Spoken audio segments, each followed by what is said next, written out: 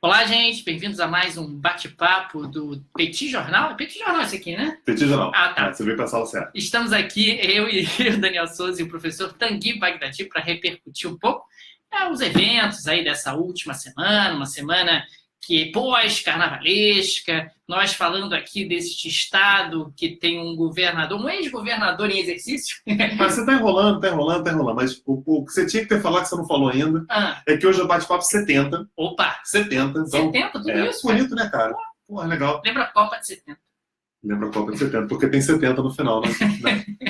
E para comemorar os 70, na verdade a gente não tinha pensado nisso, mas veio a calhar. Hoje está lançado o programa de apoiadores do Petit Jornal. Ô, rapaz, que beleza! Se você quiser ajudar a gente a fazer um trabalho digno, tá? Você já pode, só entrar lá no apoia.se/Petit. Lá tem todos os detalhes, né, de como fazer para apoiar, o que você, né, quais são as categorias. Você fica absolutamente livre para oferecer aquilo que você quiser, aquilo que você puder, ninguém é obrigado, ninguém vai ter restrição. E tem um videozinho lá explicando todos os detalhes, o texto lá está bem completo.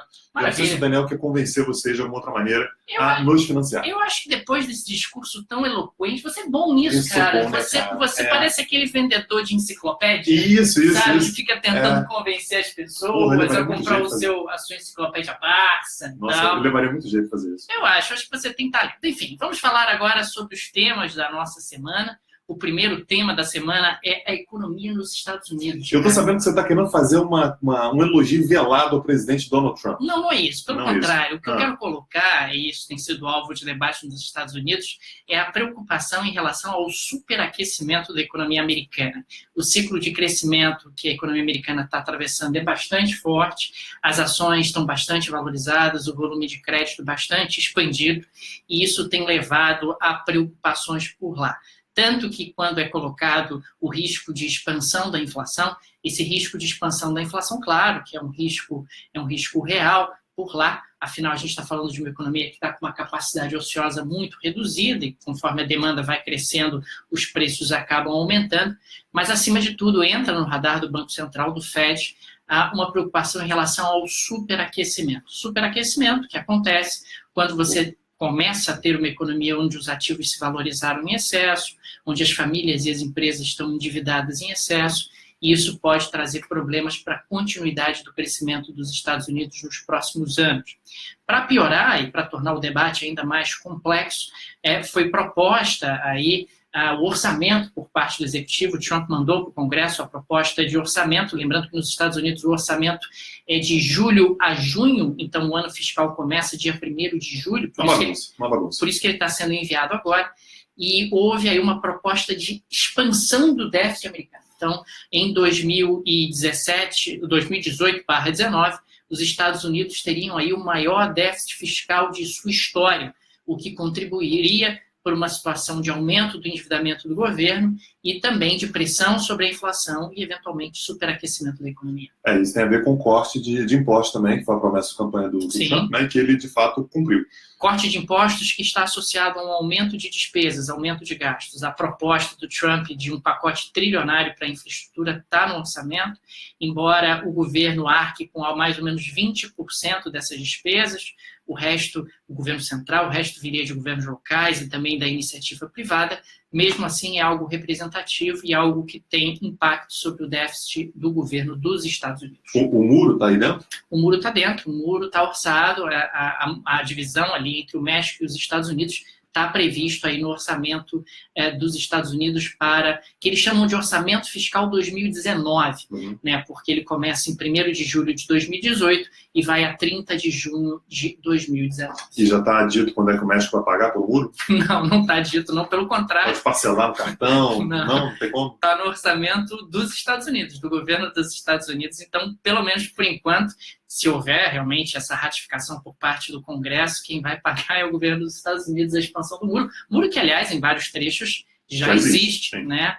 Eu lembro, inclusive, da época do governo do Clinton, que também foi um escândalo, tal, a construção de vários trechos desse muro dividindo aí o México dos Estados Unidos. Bom, o próximo tema é o Oriente Médio, né? Você só sabe falar de Oriente Médio que são os seus irmãos, primos, parentes. Eu quero falar com a audiência, com você que está nos ouvindo, para desmontar a crítica desse rapaz que está aqui do meu lado. né, que há pouco tempo ele dizia que eu só falava sobre Coreia do Norte. Agora, se é o Oriente Médio, você deve achar que a Coreia do Norte provavelmente fica no Oriente Médio. Não, não é isso. A Coreia do Norte ela saiu da sua agenda porque agora estamos em época de Olimpíada de Inverno e você sabe alguma coisa sobre a Olimpíada de Inverno? Eu sei muito sobre a Olimpíada de Inverno. Inclusive, você é um cara que entende tanto de Olimpíada de Inverno que acha que o xadrez faz parte da Olimpíada de Inverno. Não faz, cara. Não xadrez faz pra parte, jogar no inverno, eu lembro que você tá assim, aquecido, um chazinho. Não, cara, o que faz parte no máximo é a bocha. A bocha de gelo, que é o curling. Curling, que é um esporte maravilhoso que eu tenho acompanhado, inclusive, o torneio em todas as suas etapas. Tá bom. Então tá bom. Mas isso tem absolutamente nada a ver com o Petit Jornal, só para deixar claro. O ponto que eu queria trazer agora é que, na verdade, pegando inclusive o gancho do governo do Trump, né? Um dos pontos mais importantes do ano passado, do governo dele, foi o reconhecimento de Jerusalém como capital de Israel. O que gerou muita discussão sobre qual seria o futuro das negociações de paz entre Israel e Palestina. Afinal de contas, você desequilibra a balança de forma muito clara para Israel. Aliás, os palestinos têm tentado se aproximar da Rússia, né, para tentar conseguir a ajuda deles. E aí, o que os palestinos fizeram essa semana agora foi meio que uma tentativa de marcar para ver se a promessa do Trump era real. Porque o que o Trump disse na época que ele reconheceu Jerusalém como capital de Israel? As coisas estão paradas, as negociações não avançam há muito tempo, a gente precisa mudar alguma coisa e a gente vai conseguir voltar a negociar. Então, o que Abbas fez foi, o Mahmoud Abbas, presidente dos palestinos, ele foi para o Conselho de Segurança da ONU para pedir uma conferência específica para negociações de paz, envolvendo Israel e Palestina, naturalmente, os 5 permanentes do Conselho de Segurança da ONU, a União Europeia e a ONU.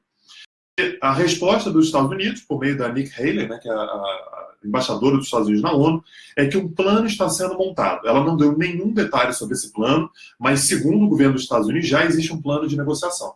A questão é que, obviamente, os palestinos não consideram mais que os Estados Unidos são um ator minimamente neutro para fazer essas negociações. Nos próximos dias, portanto, a gente deve ter a evolução dessa, segundo os Estados Unidos, a proposta de uma negociação de paz. Eu, sinceramente, não acho que vai ser absolutamente nada dessa proposta dos Estados Unidos e acho que a tendência, portanto, é que os palestinos eles busquem outros parceiros, como, por exemplo, a Rússia. E me parece também que o governo de Israel, no atual momento, está com tantos problemas internos, né, acusações de corrupção, etc., que ele está muito mais focado em se manter no poder, afinal é um regime parlamentarista, do que efetivamente tentar avançar uma negociação de paz com os palestinos, até porque a retórica pró-Israel, a retórica nacionalista nessas situações acaba sendo politicamente muito exitosa, né? Acaba aumentando muito o apoio. Sim, perfeito. Bom, qual é o nosso próximo ponto? O Petro, cara. O Petro. Você já comprou um Petro? Não comprei um Petro. O Petro é o Bitcoin da Venezuela. Fica aí a dica de investimento para você. Eu sou um cara que, sim, eu sou um cara que, poxa, quer mais que você enriqueça. Claro. Então eu acho que você... Então, Petro, eu vou comprar o Petro. Você chega hoje em casa... Pode pegar todo o meu dinheiro e botar no Petro. Todo o seu dinheiro e comprar o Bitcoin da Venezuela. Bitcoin da Venezuela, tá bom. Bitcoin da Venezuela. Tá. A Venezuela está bombando, está numa situação realmente econômica de prosperidade. Claro. Estamos falando aí de uma inflação que esse ano deve, na melhor das hipóteses, ser 12.000%. 1.000%. 12.000%. Tem alguns que estão falando que pode ser 30.000%. Você já está num momento onde a amplitude da inflação está nessa magnitude. Legal. Então, eu acho que você devia pegar todo o seu dinheiro e colocar em Petro. Tá bom. Petro é o Bitcoin da Venezuela. Bitcoin da Venezuela, vou fazer isso. E agora a Síria é o nosso próximo tema, não é isso? A Síria. Oriente Médio de novo, né? Você só fala de Oriente Médio. Sim, né? sim. Só meu único interesse aqui hoje é falar de Oriente Médio. Continue. Então, nas últimas semanas a gente trouxe aqui a notícia de que a Turquia está fazendo uma intervenção no norte da Síria contra os curdos, né? na região que os curdos querem ter independência e a Turquia considera que isso é uma ameaça para o seu próprio território. Não apenas porque isso pode motivar os curdos na Turquia a buscarem também o Kurdistão, mas também porque, segundo a Turquia, existem planos curdos promovidos na Síria, né, estabelecidos na Síria, contra o governo turco. Então, eles estão fazendo uma intervenção, estão, inclusive, conseguindo ganhar território na Síria. E aí, a pergunta que estava o tempo todo era qual seria a posição do governo do Assad? Porque, afinal de contas, eu estou falando sobre um grupo de curdos que quer independência e eu estou falando sobre um governo estrangeiro que está tomando território dentro da própria Síria. Uhum. E a resposta veio essa semana agora. O governo sírio, o governo do Assad, está apoiando os curdos no seu próprio território. Okay. A retórica nacionalista, a retórica que não interessa se você é curdo, se você é árabe, o que você é, interessa que você é sírio, então a lógica de uma só Síria. Então isso tem levado a um embate crescente entre Turquia e a Síria.